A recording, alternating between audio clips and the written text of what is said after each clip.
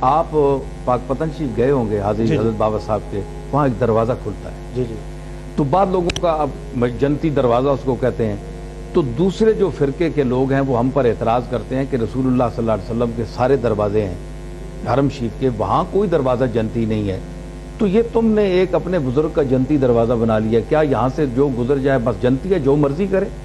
جی جی، تو یہ کیا فلسفہ ہے؟ تو میں نے ان سے یہی کہتا ہوں کہ یہ مطلب نہیں ہے کہ یہ جنتی ہے۔ ہمارے حضرت نظام الدین اولیاء ایک بہت بڑی شخصیت ہیں، ہم ان پر جھوٹ کا وہ امکان جو ہے وہ ان پر نہیں تہمت لگا سکتے کہ معاذ اللہ انہوں نے اتنا بڑا جھوٹ بولا ہوگا، دوسرے دریدہ دان کہہ سکتے ہیں، ہم تو نہیں کہہ سکتے، نہیں ہے۔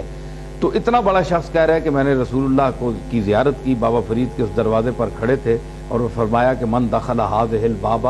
امنا، جو اس دروازے سے داخل ہوا وہ امن میں آ گیا۔ تو امن کا یہ مطلب نہیں ہے، تو امن کے لفظ کی تعبیر انہوں نے کر لی کہ یہ جنت ہے۔ تو اب یہ تو نہیں ہے کہ جو اس دروازے سے جو کچھ کر کے آیا چلو تائب ہو گیا، اللہ کی بارگاہ میں بابا صاحب سے معافی نہیں مانگنی، معافی اللہ سے مانگنی ہے، کیونکہ اعمال کا معاف کرنے والا بابا صاحب یا کوئی اور بزرگ نہیں ہے، اللہ ہے۔ اللہ سے معافی مانگ کے بابا صاحب کے دروازے پر سے گزرے اور یہ کہے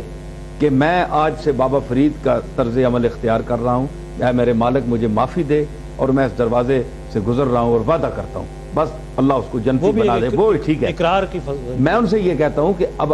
جو کہ نہیں جی جنتی ہے، جو کچھ باہر نکل کر پھر جو بھی عمل کرے وہ جنتی ہے بہرحال، تو میں ان سے کہتا ہوں کہ قرآن مجید، یہ تو آپ نے دروازہ حضرت نظام الدین اولیاء کے حوالے سے اس کو آپ کہتے ہیں نا، تو جو قرآن مجید میں ہے من دخلہ کان آمنا، قرآن نے بیت اللہ شریف کے لیے کہا کہ جو اس گھر میں داخل ہوا وہ امن میں آ گیا، وہی لفظ امن والا۔ مکہ کے موقع پر حضور اکرم نے یعنی جو حضرت نظام الدین نے کو حضور نے فرمایا نا، یہ کشفی ایک حدیث ہے، یہ علماء ظاہر میں اس کو تسلیم نہیں کیا جاتا، یہ صوفیاء کی دنیا میں ہم چونکہ حضرت نظام الدین کا احترام کرتے ہیں اس لیے ہم تسلیم کرتے ہیں کہ حضور نے فرمایا ہوگا، لیکن ظاہر حدیث جو ہیں حدیث والے اس کتابوں میں اس کا نہیں ہے، وہ عمل نہیں ہوتا۔ تو یہاں بھی لفظ آیا کہ وہ امنا، کہ من دخل هذه الباب امنا، جو فرید کے اس دروازے سے داخل ہو گیا وہ امن میں آ گیا۔ تو قرآن مجید بھی کہتا ہے من دخلہ کان آمنا، جو بیت اللہ میں داخل ہو گیا وہ امن میں آ گیا۔ تو اگر بیت اللہ میں داخل ہو کر کوئی شخص حج کر کے بعد میں وہی چوری چکاری کرے، بدکاری کرے، فسق و فجور کرے، دنیا کا ہر برائی کرے، تو کیا وہ جنتی ہوگا؟